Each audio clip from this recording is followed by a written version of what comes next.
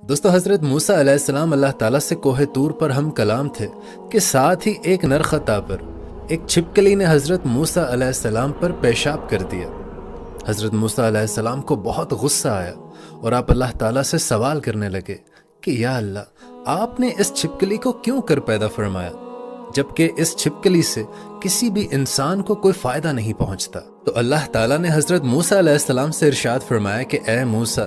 یہی سوال کچھ دن پہلے یہ چھپکلی بھی مجھ سے پوچھ رہی تھی کہ یا اللہ، تو نے موسیٰ کو کیوں کر پیدا فرمایا جبکہ موسیٰ سے مجھے کوئی فائدہ نہیں ہے، وہ تو مجھے اسلام کی تبلیغ بھی نہیں کر سکتے۔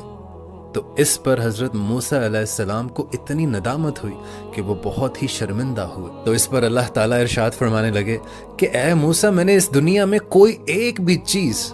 بغیر مقصد کے پیدا نہیں کی ہے، ہر چیز کا اپنا ایک مقصد ہے۔